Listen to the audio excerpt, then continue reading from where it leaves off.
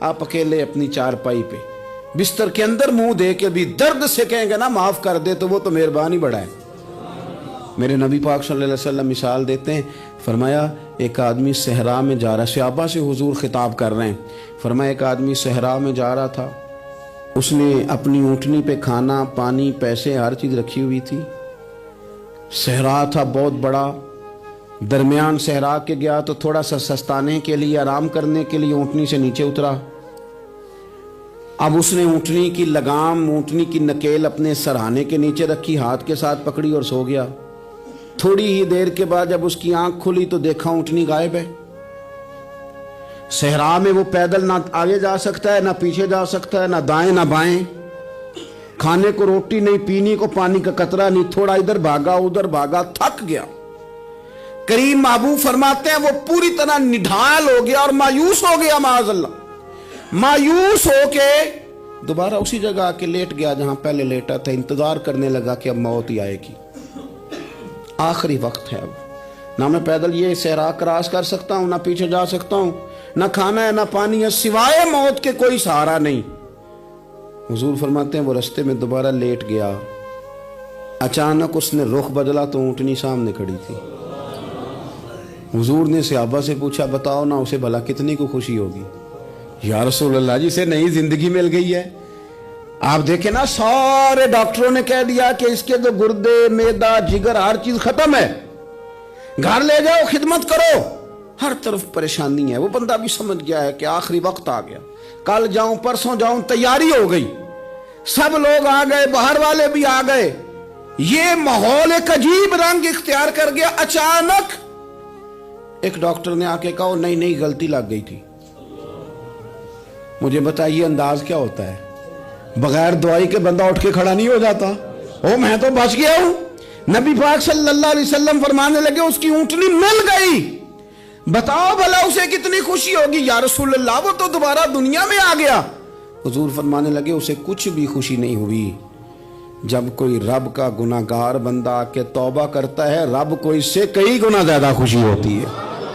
میرا بندہ آ گیا ہے، میرا بندہ آ گیا ہے، میرے گھر آ گیا۔ اس نے آنسو بہائے ہیں، اس نے کہا اللہ میں تیرا ہی ہوں، تیرا ہی رزق کھاتا ہوں، تیری ہی زمین پہ رہتا ہوں، تیرے نام سے میری سانسیں چلتی ہیں۔ وہ آ گیا۔ فرمایا اس اونٹنی والے سے زیادہ رب کو خوشی ہوتی ہے جب گناہگار آ کے توبہ کرتا ہے۔ گناہگاروں کے آنسو اس کی بارگاہ میں بڑے مقبول ہیں، لیکن ہم رسم ادا کرتے ہیں، توبہ نہیں کرتے۔ ہم اپنے آپ کے ساتھ دھوکہ کرتے ہیں، جھوٹ بولتے ہیں۔ اللہ تبارک و تعالی اپنے بندوں کے حق میں رحمت والے فیصلے کرتا ہے، درگزر والا معاملہ فرماتا ہے۔ جگہ جگہ قرآن مجید میں اللہ تعالیٰ نے اپنے بندوں پر رحمت کرنے کا ذکر فرمایا ہے۔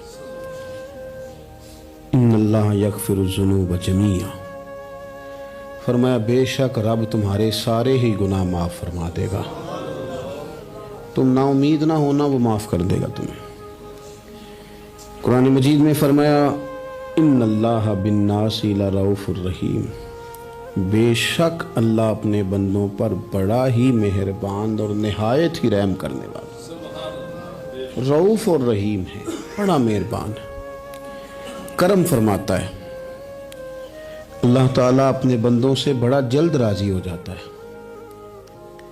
ماں پیار کرتی ہے اپنے بچے سے، لیکن وہ ناراض بھی ہو جاتی ہے بعض چیزوں پہ، بعض معاملات اس کا دل بھی دکھاتے ہیں، بعض جگہ وہ رو کے یہ بھی کہتی ہے کہ تو نے میری محبت کا کوئی نتیجہ نہیں مجھے دیا، میری ساری کمائی تو نے ضائع کر دی۔ والد بہت ساری جگہوں پہ ناراض ہوتا ہے، شکوہ کرتا ہے، کہتا ہے میری بیماریوں کی، پریشانیوں کی، بڑھاپے کی، کمزوریاں کا سبب بیٹے تو ہی بن گیا۔ یہ ساری تکلیفیں تو ٹھیک ہو جائیں تو میری شاید عمر بھی بڑھ جائے، صحت بھی ٹھیک ہو جائے، میں زیادہ دیر جوان رہ سکوں۔ ناراض ہوتے ہیں ماں باپ، اسی طرح ماں باپ راضی بھی ہو جاتے ہیں، وہ بڑی جلدی راضی ہو جاتے ہیں۔ میں اکثر کہتا ہوں کہ والد کو راضی کرنے میں 5-7 منٹ لگ جاتے ہیں، اماں تو 1.5-2 منٹ میں راضی ہو جاتی ہے۔ ابا جی کو 5-7 منٹ لگتے ہیں، کئی دفعہ کہنا پڑتا ہے، کوئی دلائل دینے پڑتے ہیں، لیکن والدہ کے لیے تو کچھ بھی نہیں ہے، آپ نیرا جا کے پیروں میں بیٹھ ہی جائیں، کچھ بھی نہ کریں، آپ پورا روئیں نہ رونے والا منہ ہی بن جائے تو اماں تو نرم ہی نرم ہے، جس وقت جو مرضی آپ کرا لیں ہو گیا۔ اللہ تبارک و تعالی بلا مثال و بلا تشبیہ سمجھانے کے لیے عرض کرتا ہوں، اللہ بھی بعض معاملات میں اپنے بندوں سے ناراض ہو جاتا ہے۔ وہ کہتا ہے میں تکبر کرنے والوں کو پسند نہیں کرتا، وہ کہتا ہے فسادی پسند نہیں ہے، وہ فرماتا ہے کہ راہوں میں کجی کرنے والے پسند نہیں ہیں، وہ فرماتا ہے کہ بدعہدیاں کرو گے تو میں صبح قیامت تم سے سوالات کروں گا۔ اللہ تبارک و تعالیٰ بہت ساری چیزوں کو ناپسند کرتا ہے، ناراض ہو جاتا ہے۔ بلکہ نبی پاک صلی اللہ تعالی علیہ وسلم نے فرمایا تم بات کرتے کرتے کوئی ایسا جملہ بول دیتے ہو کہ رب اتنا ناراض ہوتا ہے کہ تمہیں پتہ بھی نہیں ہوتا، تمہارے لیے جہنم کا فیصلہ کر دیتا ہے۔ اس لیے پہلے تولو پھر بولو، خود اپنے لفظوں کی تو تم پہرے داری کرو نا کہ میں کیا کہہ رہا ہوں۔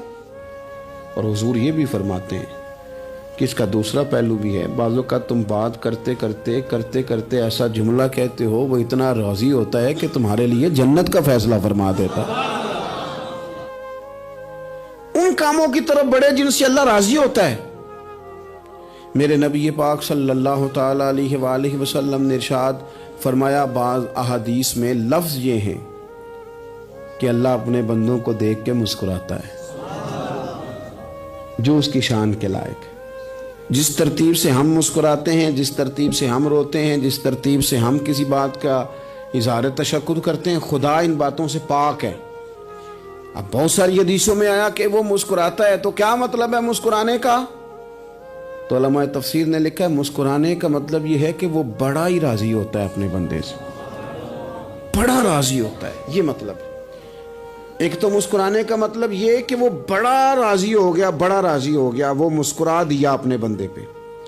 اور ایک اس کا معنی خود نبی پاک صلی اللہ تعالی علیہ وسلم نے بیان فرمایا، مسند امام احمد بن حنبل میں حدیث ہے، حضور سید عالم علیہ السلام سے صحابہ نے پوچھا یا رسول اللہ شہید تو بڑے لوگ ہوتے ہیں، شہیدوں میں افضل کون ہے؟ تو اللہ کے حبیب علیہ السلام فرمانے لگے وہ والا بندہ جو ڈٹ گیا تھا کافروں کے مقابلے میں، وہ ہلا نہیں، پوری طرح ڈٹ کے جو لڑا وہ شہداء میں افضل ہے۔ حضور فرماتے ہیں وہ جنت کے بالا خانوں میں سیر کرے گا اور رب اسے دیکھ کے مسکرائے گا، رب اسے دیکھ کے مسکرائے گا، اللہ تعالیٰ مسکراتا ہے اسے دیکھ کے۔ اور اگلے جملے میں حضور نے وضاحت کر دی، فرمایا جب رب دنیا میں کسی پر مسکراتا ہے نا تو اس کا معنی یہ ہے کہ قیامت میں پھر اللہ اسے حساب کوئی نہیں لے گا۔ جس پر اللہ دنیا میں مسکرا دیا اس سے کوئی حساب، تو وہ کام ڈھونڈنے چاہیے نا جس سے اللہ مسکرائے۔ چھوٹا بچہ بھی ناراض نہ ہو تو وہ چیزیں وہ ڈھونڈتا ہے کہ اس کو کیا پسند ہے، چاکلیٹ لے جاؤں، فلاں چیز لے جاؤں، آئس کریم لے جاؤں۔ تو ایک بچے کے لیے، گھر کے لیے، سربراہ کے لیے اتنی محنت کرتے ہو تو وہ کام بھی ہمیں ڈھونڈ کے تلاش کرنے چاہیے نا جس سے رب راضی ہوتا ہے، اللہ راضی ہوتا ہے۔ بتاؤں وہ کون کون سے کام ہیں؟ نبی کریم صلی اللہ تعالی علیہ وسلم نے ارشاد فرمایا 3 لوگ ہیں جنہیں دیکھ کے رب مسکراتا ہے۔ یا رسول اللہ صلی اللہ علیہ وسلم وہ کون کون سے؟ تو محبوب فرمانے لگے ایک وہ بندہ ساری مخلوق سوئی ہے، آدھی رات ہے، رات کا پچھلا پہر ہے، اس نے اٹھ کے وضو کر لیا، مصلی پہ کھڑا ہو گیا خدا کی یاد میں، فرمایا اسے دیکھ کے رب مسکراتا ہے جو اس کی شان کے لائق ہے، مسکراتا ہے اللہ۔ یہ تو سونے کا ٹائم تھا، یہ تو گہری نیند آنے کا وقت تھا، رات کا پچھلا پہر۔ اور سننا میرے بھائی، میرے نبی پاک صلی اللہ تعالی علیہ وسلم فرماتے ہیں جب مسلمان نماز کے لیے صفیں بناتے ہیں نا، ترتیب لگ رہی ہوتی ہے، اب اللہ کی بارگاہ میں کھڑے ہوں گے، قیام کریں گے، رکوع کریں گے، سجود کریں گے، فرمایا جب مومن صفیں بناتے ہیں تو رب دیکھ کے مسکراتا ہے،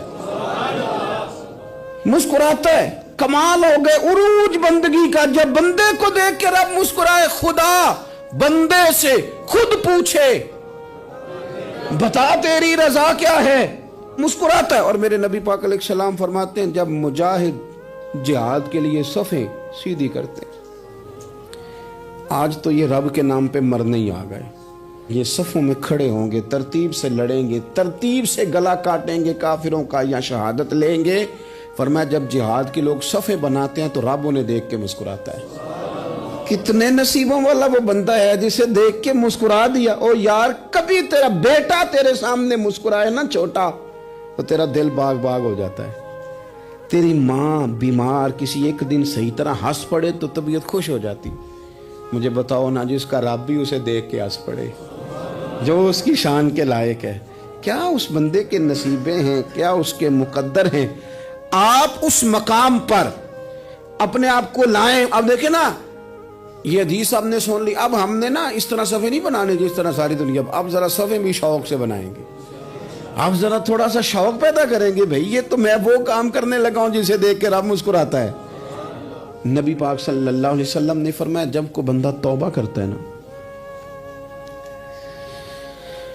हम तौबा का रट्टा लगाते हैं, या अल्लाह मेरी तौबा, या अल्लाह। और तौबा का तो मतलब ये है कि पिछले गुनाहों से पक्की तौबा, आज के बाद ये गलती ना करने का पक्का वादा, आज के बाद रिश्वत तो नहीं ना लेगा, मिलावट तो नहीं ना करेगा, ये तौबा है।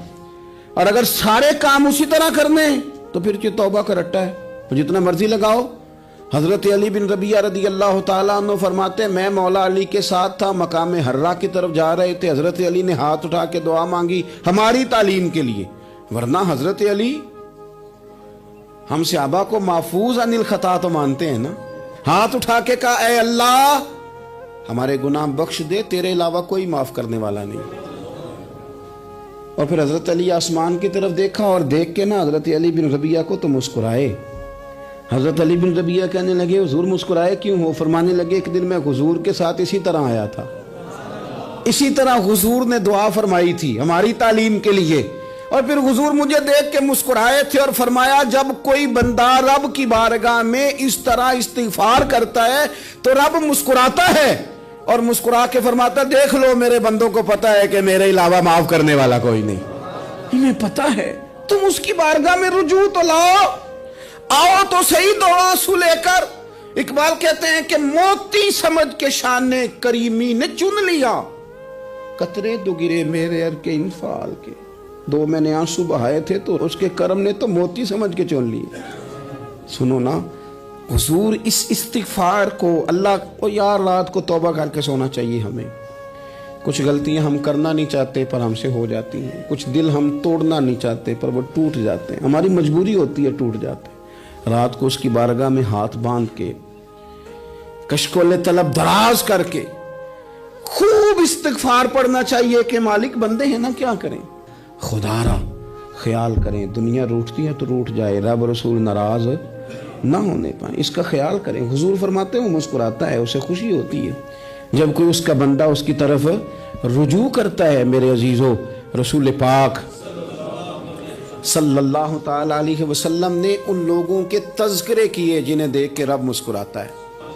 नबी पाक साहिब अलाक सल्लल्लाहु ताला अलैहि वसल्लम फरमाते हैं, मुस्नद इमाम अहमद बिन हंबल देखिए, फरमाया रब उस वक़्त बड़ा ही मुस्कुराएगा जब कातिल भी जन्नत में जाएगा, मकतूल भी जन्नत में जाएगा।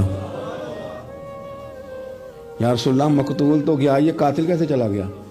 हुजूर फरमाते हैं जाएगा, और जाएगा और रब मुस्कुराएगा, जो उसकी शान के लायक है। या रसूलल्लाह किस तरह?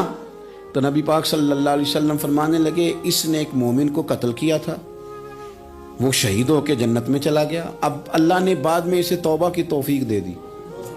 पहले इसने कलमा पढ़ा, फिर ये मैदान में उतरा, काफिरों से लड़ा, ये शहीद हुआ, रब ने इसे भी जन्नत दे दी। कातिल भी जन्नत में, मकतूल भी जन्नत में। और बात इतनी अनोखी है कि रब देख के मुस्कुरा रहा है, जो उसकी शान के लायक है। हम जल्दी में हैं, हम इंतजार नहीं कर रहे कि शायद तौबा कर जाए, हम इंतजार नहीं कर रहे।